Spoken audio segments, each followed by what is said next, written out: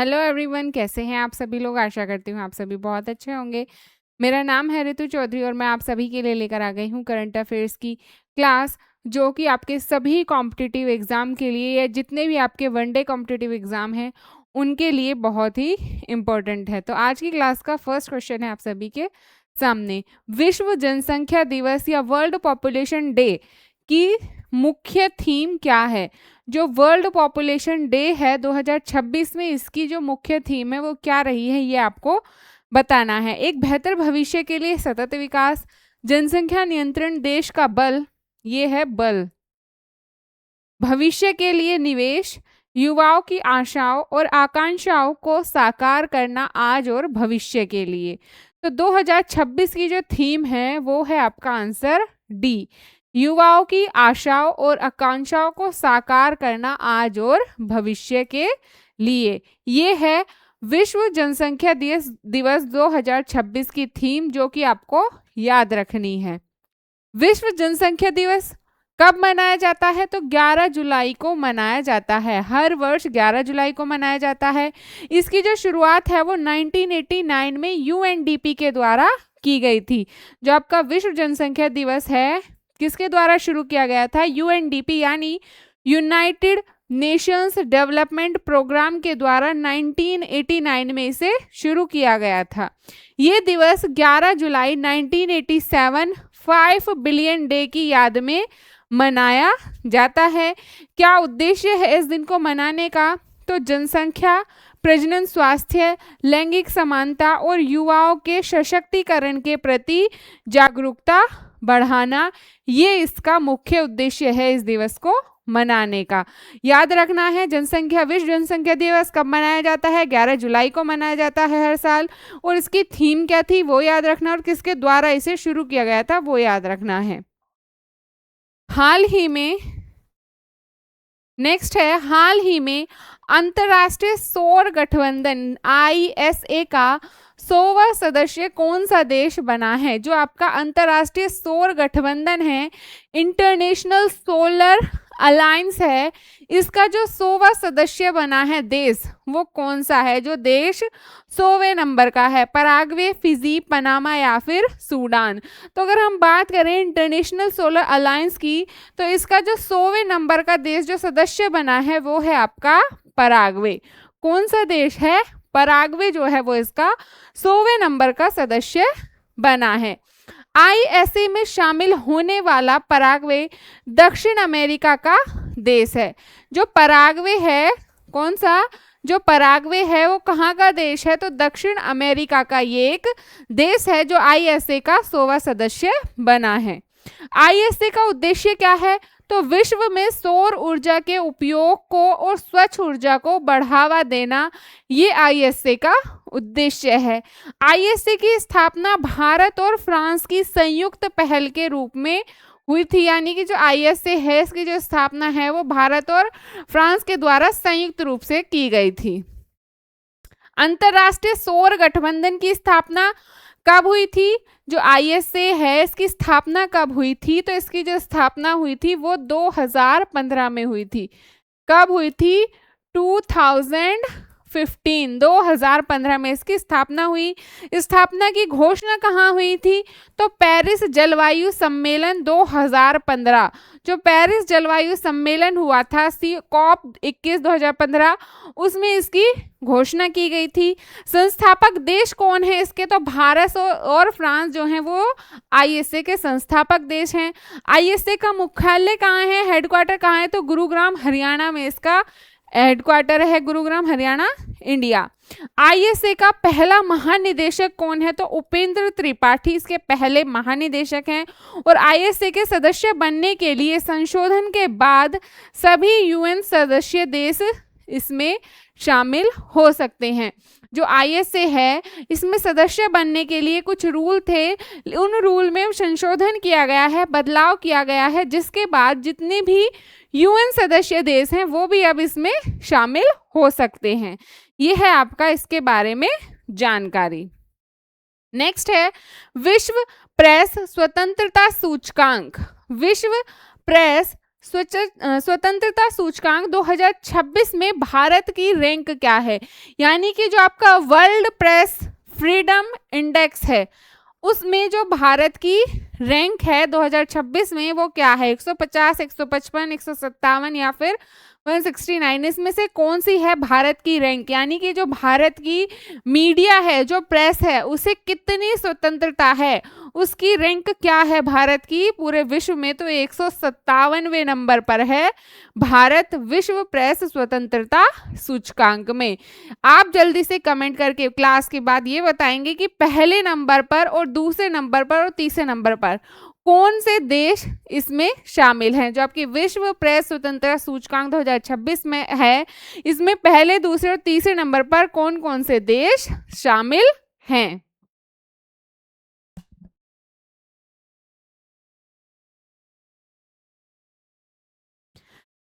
विश्व प्रेस स्वतंत्रता सूचकांक 2026 में भारत की रैंक 157 रही है। इस सूचकांक में कुल 180 देशों को शामिल किया जाता है, यानी कि ये जो इंडेक्स है, ये जो सूचकांक है, ये कितने देशों को शामिल किया जाता है, इसमें 180 देशों को।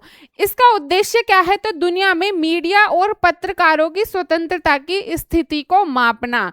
ये इंडेक्स क्या करता है, पूरे विश्व में, पूरी दुनिया में जो मीडिया है, जो पत्रकार हैं, इन्हें कितनी स्वतंत्रता उस देश में दी गई है, उस देश में इन्हें के पास कितनी स्वतंत्रता है अपनी बात को रखने की, ये इसका जो मापन है वो इस इंडेक्स के द्वारा दिया जाता है कि कौन सा देश में कितनी स्वतंत्रता यहाँ प्रेस को दी गई है। उसके आधार पर हर देश को एक रैंक यहाँ दी जाती है। जारी करने वाली संस्था कौन है, तो रिपोर्टर विदाउट बॉर्डर RSF इसे के द्वारा, इस संस्था के द्वारा इसे जारी किया जाता है। इसका मुख्यालय कहाँ है, तो पेरिस फ्रांस में है। और विश्व प्रेस स्वतंत्रता दिवस कब मनाया जाता है, 3 मई को। ये आपको याद रखना है, वर्ल्ड प्रेस फ्रीडम डे कब मनाया जाता है, 3 मई को ये दिवस मनाया जाता है।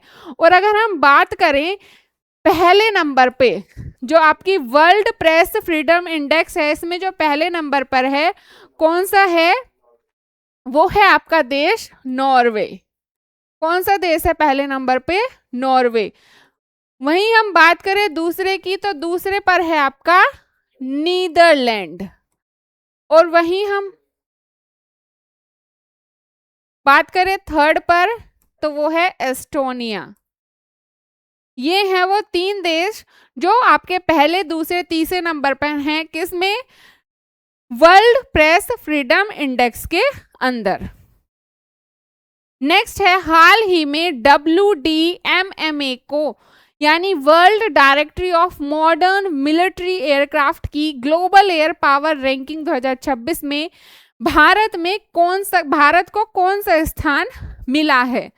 अब इस क्वेश्चन के 2 आंसर हैं। कैसे, क्वेश्चन पूछने के ऊपर डिपेंड करेगा आंसर क्या होगा। यहां आपसे पूछा गया है कि हाल ही में WDMMA की जो ग्लोबल एयर पावर रैंकिंग 2026 है, उसमें भारत का कौन सा स्थान है, तो भारत का यहाँ स्थान है तीसरा। कौन से स्थान पर है भारत, यहाँ पर, भारत यहाँ पर तीसरे स्थान पर है। ग्लोबल एयर पावर रैंकिंग 2026 में भारत को कौन सा स्थान मिला है, यहाँ भारत को तीसरा स्थान मिला है। इससे संबंधित जानकारी, भारत से ऊपर अमेरिका और रूस की वायुसेनाएं यहाँ रही हैं, यानी कि भारत से जो पहले आए हैं वो कौन से देश आए हैं, अमेरिका और रूस। अमेरिका पहले नंबर पे रहा है, रूस दूसरे पे, भारत तीसरे पे और चौथे नंबर पर रहा है यहाँ चीन। तो ये आपको याद रखना है कि ग्लोबल एयर पावर रैंकिंग 2026 में जो पहले नंबर पर देश रहा है वो अमेरिका है, दूसरे पर रूस है, तीसरे पर भारत है और चौथे पर आपका चीन है। यह रैंकिंग वायुसेना की तकनीक, आधुनिक विमान, युद्ध क्षमता और ऑपरेशन क्षमता के आधार पर तैयार की जाती है। ये जो रैंकिंग है वायुसेना की, वो इन चीजों पर आधारित होती है। इन चीजों के आधार पर ये रैंकिंग जो है वो तैयार की जाती है हर देश की। भारतीय वायुसेना ने इस रैंकिंग में चीन की वायुसेना से ऊपर स्थान यहाँ प्राप्त किया है। WDMMA का पूरा नाम क्या है? तो world directory of modern military aircraft. Ranking जारी किसके द्वारा की जाती है? तो WDMMA के द्वारा ये रैंकिंग दी जाती है, ये एक संस्था है। भारतीय की वायुसेना इंडियन एयरफोर्स है, ये आपको पता है। भारतीय वायुसेना की स्थापना कब हुई थी? तो 8 अक्टूबर 1932 में भारतीय वायुसेना की स्थापना हुई थी। आईएएफ का मुख्यालय कहाँ है? तो इसका जो मुख्यालय है यानी इंडियन एयरफोर्स का, वो आपका नई दिल्ली में है। अब इसी से संबंधित एक और क्वेश्चन है, वो कैसे बनेगा?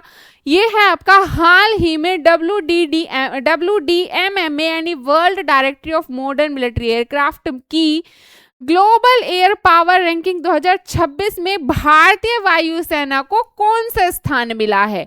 वहां पूछा गया था ग्लोबल एयर पावर रैंकिंग 2026 में भारत को कौन सा स्थान मिला है? तो भारत को तो तीसरा स्थान मिला है। और अगर आपसे पूछा जाए कि भारतीय वायुसेना को कौन सा स्थान मिला है, तो भारतीय वायुसेना को छठा स्थान मिला है। कौन सा स्थान मिला है? छठा स्थान यहां पर मिला है। WDMMA की ग्लोबल एयर पावर रैंकिंग 2026 में भारतीय वायुसेना को छठा स्थान मिला है। यह रैंकिंग केवल विमानों की संख्या पर ही नहीं बल्कि आधुनिक तकनीक, युद्ध क्षमता, लॉजिस्टिक, ऑपरेशन क्षमता के आधार पर तैयार की जाती है। भारतीय वायुसेना चीन की वायुसेना के ऊपर रही है। WDMMA द्वारा ट्रू वैल्यू रेटिंग प्रणाली का उपयोग यहाँ किया जाता है। कौन सी प्रणाली यूज करता है ये संस्था? तो ट्रू वैल्यू रेटिंग प्रणाली का यूज करता है, ये मैं आपको बता चुकी हूं। नेक्स्ट है भारत के डिजिटल इंडिया प्रोग्राम ने 1 जुलाई 2026 को अपनी स्थापना के कितने वर्ष पूरे किए हैं? जो भारत का डिजिटल इंडिया प्रोग्राम है, इसने 1 जुलाई 2026 को अपने कितने साल पूरे किए हैं स्थापना के? तो इसने अपने जो साल पूरे किए हैं वो 11 साल हैं जो इसने पूरे किए हैं। और डिजिटल इंडिया प्रोग्राम, इसकी स्थापना कब हुई थी? तो 2015 में। कब हुई थी? 1 जुलाई 2015 में इसकी स्थापना हुई थी। और इस बार 1 जुलाई 2026 में इसे पूरे 11 वर्ष हो चुके हैं। 11 वर्ष पूरे किए हैं। इसकी शुरुआत 1 जुलाई 2015 को प्रधानमंत्री नरेंद्र मोदी के द्वारा की गई थी। क्या उद्देश्य है इसे शुरू करने का? तो डिजिटल रूप से सशक्त समाज और ज्ञान आधारित अर्थव्यवस्था बनाना इसका मुख्य उद्देश्य है। इस पहल के तहत डिजिटल सेवाओं, डिजिटल भुगतान और ई गवर्नेंस को भी बढ़ावा यहाँ दिया गया है। डिजिटल इंडिया कार्यक्रम का शुभारंभ 1 जुलाई 2015 में हुआ है। कार्यान्वयन मंत्रालय कौन है? तो इलेक्ट्रॉनिक एवं सूचना प्रौद्योगिकी मंत्रालय के तहत ये कार्य करता है। उमंग, डिजिटल लॉकर, भीम जैसे प्रमुख प्लेटफॉर्म डिजिटल इंडिया की महत्वपूर्ण पहल हैं। यानी इसी पहल के तहत ये जो प्लेटफॉर्म है उमंग, जो कि एकीकृत मोबाइल सेवा प्लेटफॉर्म है, डिजी लॉकर जो आपके डिजिटल जो दस्तावेज हैं, जो डिजिटल आपके डॉक्यूमेंट हैं उनके लिए है, उन्हें आपको सेफ्टी से अपने फ़ोन में रख सकते हो safely. Bhim Bharat interface for money, सुरक्षित और आसान डिजिटल भुगतान के लिए एक ऐप है। भारत नेट परियोजनाओं का उद्देश्य देश के ग्राम पंचायतों तक ब्रॉडबैंड कनेक्टिविटी पहुंचाना। ये कुछ ऐसे प्लेटफॉर्म हैं डिजिटल जो इस पहल के तहत शुरू किए गए हैं। नेक्स्ट है एशियाई U23 एथलेटिक्स चैंपियनशिप 2026 में भारत के कुल कितने स्वर्ण पदक जीते हैं? 2, 3, 5 या 7? तो भारत ने यहाँ जो स्वर्ण पदक जीते हैं इस चैंपियनशिप में वो है आपके 7 पदक। कितने पदक हासिल किए हैं? 7 पदक भारत ने यहाँ हासिल किए हैं। 7 स्वर्ण पदक जीते हैं। प्रतियोगिता का आयोजन ऑर्डोस चीन में हुआ है। भारत ने ट्रैक एवं फील्ड दोनों स्पर्धाओं में शानदार प्रदर्शन किया है। भारतीय खिलाड़ियों ने कई व्यक्तिगत एवं रिले स्पर्धाओं में भी पदक जीते हैं। आयोजन किसके द्वारा? एशियाई U23 एथलेटिक्स चैंपियनशिप 2026। मेजबान देश कौन है? तो चीन है। कहाँ हुआ है? चीन में, ऑर्डोज में। और आयोजन संस्था यानी कि किस संस्था के द्वारा इसका आयोजन किया जा रहा है? तो एशियन एथलेटिक एसोसिएशन के द्वारा इसका आयोजन किया गया। ट्रैक एवं फील्ड दोनों में उत्कृष्ट प्रदर्शन, कई व्यक्तिगत एवं रिले स्पर्धाओं में भी भारत का बढ़ता खेल प्रभुत्व को ये यहाँ दर्शाता है, यानी कि भारत का स्पोर्ट्स में जो प्रदर्शन है उसे अच्छा है, ये यहाँ दर्शाता है। हाल ही में किसे दक्षिण भारतीय बैंक साउथ इंडियन बैंक का नया एमडी और सीईओ नियुक्त किया गया है? रविशंकर, संजय मल्होत्रा, महेश मुरलीधर पै, आलोक कुमार मित्तल।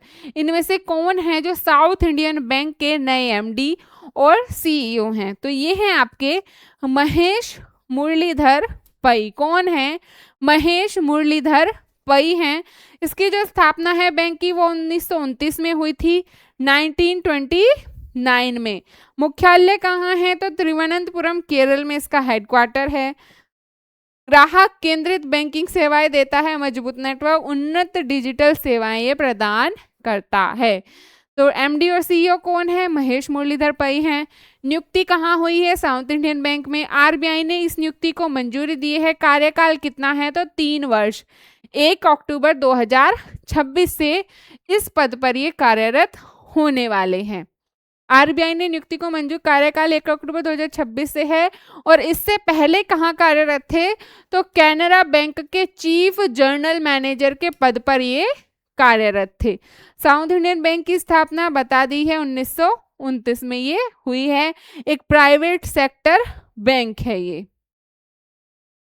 नेक्स्ट है ऑपरेशन सुरक्षित साइबर स्पेस, जो 1 से 28 जुलाई 2026 तक चलाया जा रहा है, किस राज्य या केंद्र शासित प्रदेश से संबंधित है? ये जो एक ऑपरेशन है, ऑपरेशन सुरक्षित साइबर स्पेस, जो 1 से 28 जुलाई तक चल रहा है, ये किस राज्य के या किस केंद्र शासित प्रदेश के द्वारा चलाया जा रहा है?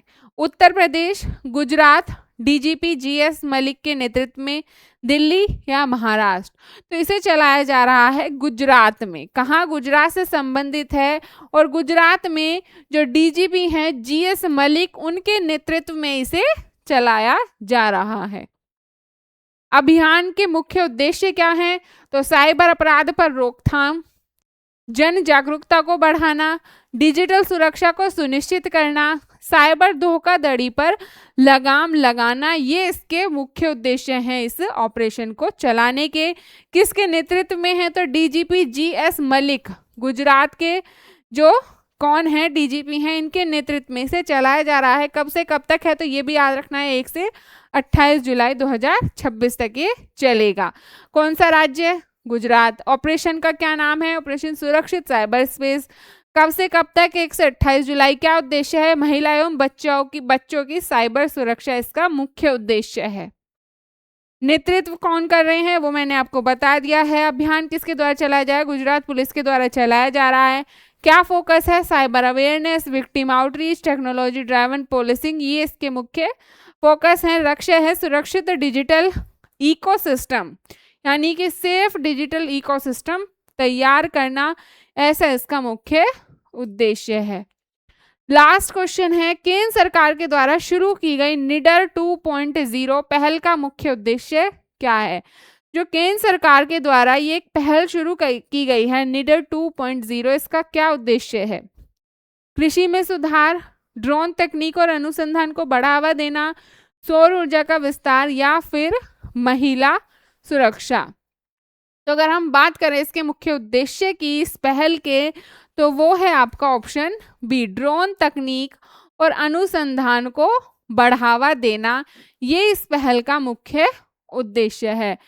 ड्रोन तकनीक और अनुसंधान को बढ़ावा देना, ड्रोन तकनीक का विकास, अनुसंधान और नवाचार को प्रोत्साहन देना, आत्मनिर्भर भारत को मजबूत करना और एरोस्पेस क्षेत्र में वैश्विक नेतृत्व, ये इसके मुख्य उद्देश्य हैं। क्या है इसका टाइम? तो 2026 से 27 में मिनिस्ट्री ऑफ टेक्नोलॉजी और plus drone federation of India की पहल, इन दोनों के द्वारा ये पहल जो है वो शुरू की गई है। सवायान इनिशिएटिव के तहत इसे लॉन्च किया गया है। निडर का क्या पूरा नाम है?